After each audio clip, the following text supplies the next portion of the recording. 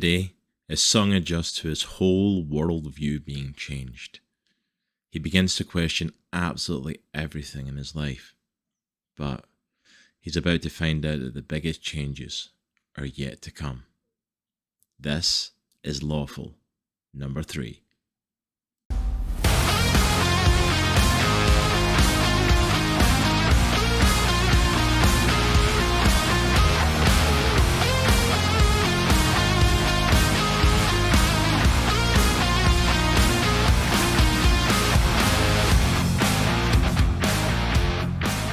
Hello there, Comic Clan, and welcome to Comics in the Cross, the greatest YouTubers you've never heard of. I am Cross, and today we are looking at Lawful number 3, coming to you from Boom Studios. But before we get into that issue today, please make sure to head on down below and hit that subscribe button to make sure you don't miss out on any content coming out from us. We have a lot of amazing reviews and interviews coming up, so you don't want to miss out on any of that. Also, if you could hit that like button if you're enjoying the content with us, it helps us out so much with the YouTube algorithm. And if you've missed our reviews on Lawful numbers 1 and 2, go and click the card up in the corner right now and get yourself all caught up before we delve into the brand new issue. Lawful number 3 is written by Greg Pak with artwork from Diego Galindo. Colors are by Irma Kniivila, and lettering is done by Simon Bowland. Our issue begins right where the last issue left off.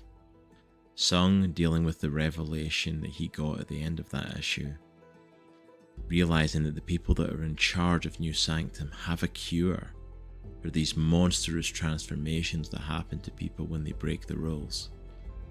He leaves this meeting and begins to follow the person carrying the cure. He follows them to a number of high official buildings in the city. To the church, the mayor's residence, the city council building, and the hospital. Sung has just had his whole belief system shaken as he realizes that the people in charge of New Sanctum might not be as pure and without blemish as he had thought. But it goes even deeper than that. Sung begins to question everything. Specifically, he speaks to his mom and begins to question his father. His father died without blemish, without anything on him to show that he had always kept the rules. He was Sung's hero. He was Sung's idol. He looked up to him. He wanted to be just like him. And now Sung has no idea whether his father was truly the good man that he thought he was, or whether he was caught up in whatever this is that's going on in New Sanctum. His mom steers the conversation to speaking specifically about the ward that was cast over the city itself. She reminds him that the purpose of it was designed to keep people safe and to protect them. It made sure that people could no longer hide their transgressions or their intentions, as people would be able to see just how truly monstrous people were. Sung, however, admits something. He admits it to her for the first time, and possibly even to himself. The ward is meant to keep the good people safe, but he doesn't feel safe. And the honest truth is, he's never felt safe. Sung goes back to the office of the champion and is given his task for today. He is tasked with serving summons to people that are being exiled from New Sanctum and being cast out beyond the walls. Sung's accompanied by 2 guards who are going to be with him and are trained just in case things go a little bit wrong and start to turn unpleasant. Unfortunately, at the first store he goes to, that is exactly what happens. A young kid is the one that answers the door, and we hear his father screaming for him not to, but he realizes it's too late and his son has already opened the door, and the only thing he can do is to run. He charges through Sung and the guards, knocking them over, causing them injuries, and makes a break for it. But just as it looks like he's made a clean getaway, the champion shows up and smacks him right in the face with his mace. The guards then place him under arrest and escort him to the edge of the wall, and they throw him. They throw him and literally cast him out of the city and into the wilds below. Following this, Sung tries to deal with his guilt. He sees the son of the man that was just exiled being comforted by an older relative. He tries to go up and comfort them, but he just gets spat on, and it doesn't even go in their favour, as for the sake of spitting on them, her horns end up growing. But as Sung tries to process everything that's just happened, Eris comes up to speak with him. She's been watching everything that took place. And Sung doesn't waste any time in telling her that he went back to the office of the champion last night, and because of the guilt of his scales growing, he went to change her file back to exile after having changed it to save her. She begins to freak out, but he tells her that he didn't do it. He couldn't go through with it. He couldn't change it back to exile, and instead he stole the paper and has ran with it. He says it won't take them too much time to find out what's happened, but warns her that they are coming for her. They're going to come and they're going to exile her as well. As Sung walks away, he realizes that his latest drill break has caused the scales to begin to spread even more. Not only are they now on his chest, but they're also on his hands. Sung is advised to go to the hospital to go and get his injuries taken care of. As he goes there, he meets with the doctor and she begins to bandage up his wounds. But she tells him that he shouldn't feel bad or shouldn't feel angry at what happened, but instead should be proud because he received his injuries in the line of duty. He received them doing what the city needed. And as far as she's concerned, a lot more of those beasties should be thrown over the wall to keep the people safe. Bandaged up and ready to leave the hospital, Sung decides to make one last stop before officially leaving. He heads to the pharmacy, and when he speaks to the pharmacist, he asks her if he can get his mom's medication since he's there. He knows it's a little bit early, but since he's here a couple of days early, and why not go ahead and just pick it up for her? She said it isn't ready, but she can go into the back and get it prepared for him. As she disappears into the back, he sees on one of the shelves a chest. The same sort of chest that he's seen the night before. The one that holds the cure that was getting passed around to all the officials of the city. Before the pharmacist is able to make it back with his mom's medication, he quickly grabs the chest and hides it so that he can take it with him. He successfully makes it out of the hospital with the chest, but suffers the biggest consequence of his actions to date. He begins to double over and feels pain coursing through his body, and before he knows it, his entire torso, arms and hands are covered in red scales. With his form being a lot more monstrous now, 2 guards of the city spot him and begin to chase and hunt him down, believing him to be someone who is out of his area and that shouldn't be in the middle circle. As Sung runs for his life, we get a glimpse into the home life of Eris. We find out that she is part of one of the founding families of the city of New Sanctum, and that her family to this day still has a lot of wealth and good standing within the city. As we've seen in situations like this before, Eris is expected by her family to hold a certain standard in her life, while what she's really done is rebel against it completely. Her mum tells her that they've allowed her a certain freedom, but that it's time for her to fall in line. before her transformations change her beautiful face and begin to hinder her future prospects in work, marriage, or even get her exiled from the city.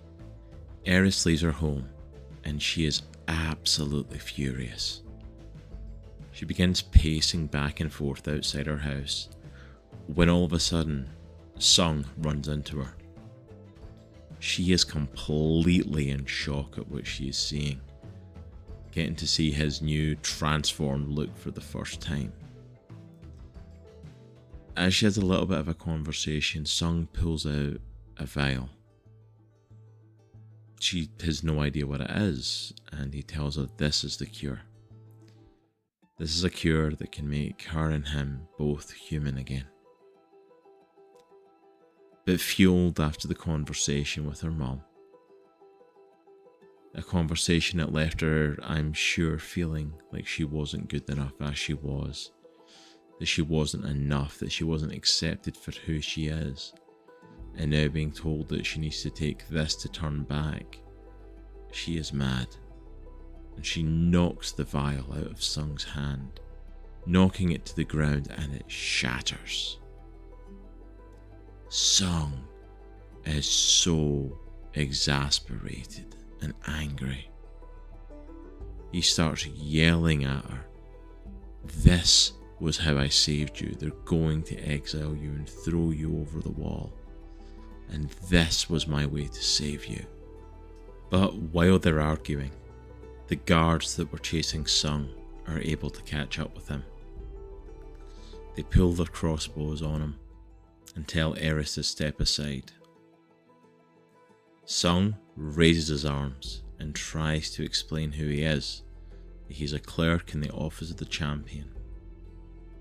But before he can fully explain, and without saying another word, both of the guards open fire on him. The issue ends with the guards standing over Sung as he lays on the sidewalk with 2 arrows in his chest. I've honestly gotten so invested in this story. Greg Pak has done an amazing job of keeping us engaged for 3 issues of this story so far. I feel so connected to Sung, and I feel so connected to the journey that he's on. I honestly think though that I connect with him because I can really relate to what Sung's going through.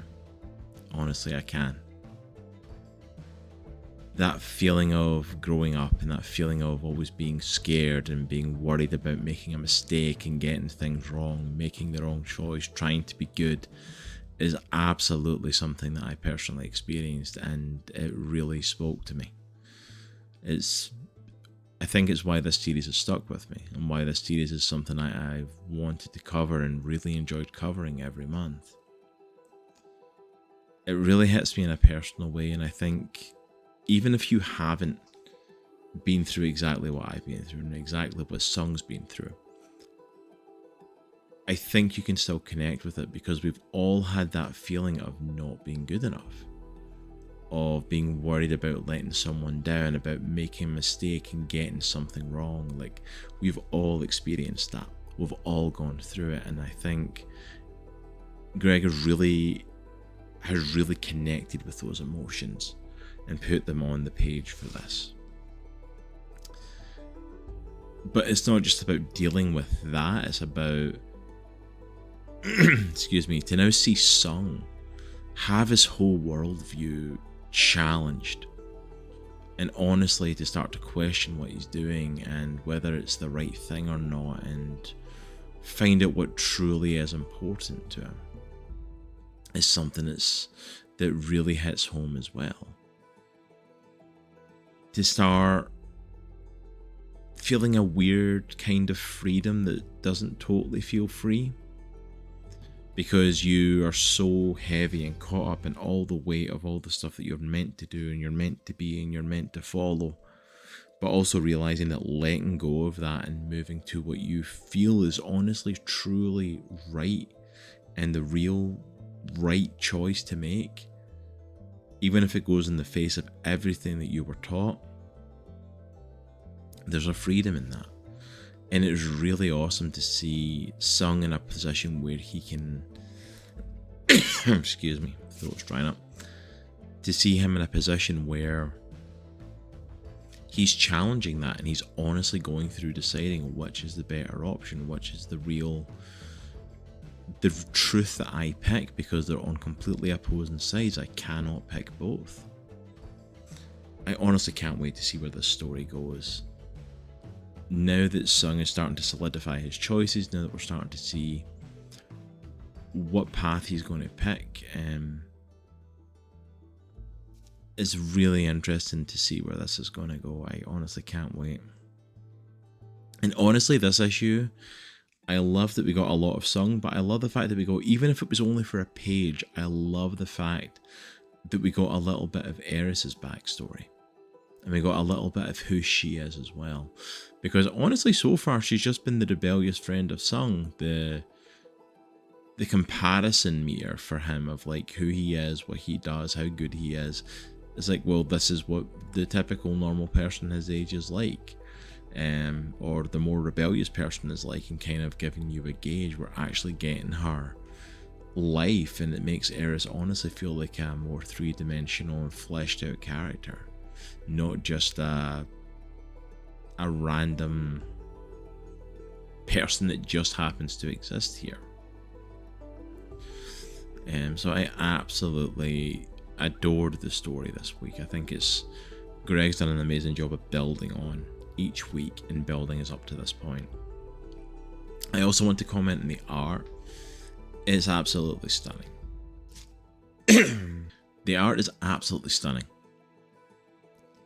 It's weird because you see the human elements of it and the human side of things, and like when Sung's sitting speaking with his mom in their house, and it feels very cozy and it feels very human and warm, and it's so juxtaposed when you start to see the monstrous creations, such as the man who they go to give the eviction notice to that runs, or even Sung himself when he starts to become more scaly and reptilian by the end of the issue, and seeing those two things kind of side by side is really well done. Especially when it comes to Sung, because you see that transformation so much in this issue. From the scales spreading onto his hand to over his whole upper body. And I honestly have to hand it over to the artist. The art is absolutely stunning. Galindo does an amazing job of this. He's done an amazing job of just putting this world together, and it's only enhanced by Kniivila's colours just helping to boost and push forward those pictures and just make them come to life in a whole new way. The art really does draw you in, and it is used brilliantly. It's really awesome considering we're getting a little bit of that body horror mixed with what is a really good faith story. But yeah, the art definitely works, and the colouring definitely elevates the amazing art. Lawful is honestly the big surprise hit that I wasn't expecting. When I started finding comics to review, Lawful grabbed my attention. I thought it seemed like an interesting concept, and it was a brand new #1, so it was a good place to start. But I was not expecting to enjoy it as much as I have been. And for the latter half of this series, I can't wait to see what comes. It looks like Sung is dead, which I'm assuming he isn't, being the protagonist and all. But I'm kind of hoping now he looks more monstrous. Are we going to get to see what is outside the walls now in the next half of this book, and how this world is built? And I'm honestly sad that this is only an 8-issue series, because I feel like at the end of Sung's story there is such a wide and vast world and history here that has been built up in 3 issues already, that I'm like, I really want to know more about what's going on. And don't get me wrong, I'm sure it's going to come to a satisfying conclusion, but this could easily be something that continues, and the story could continue to grow from here. So honestly, if you are a fan of fantasy books, or if the themes that I've talked about so far are something that really connect with you and you really feel like you would get something out of this, I would highly recommend this. And even if none of that is, it is still a book that I would highly recommend you checking out. and I recommend that you pick up. And it's only 3 issues in, so you don't have that much to catch up on. But as for today, that is me. That's everything I've got for you. I hope you enjoyed this. Have you been picking up Lawful? What do you think of the story so far? What are you getting out of it, and where do you think it's going to go from here?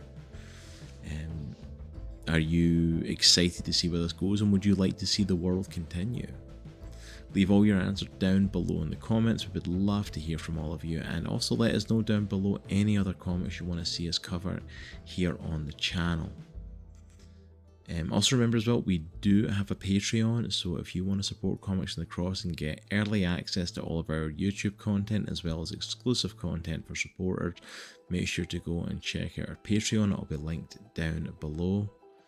But as for right now, that's everything from me. I hope you all have an amazing week. Remember, it's a good week to be a geek.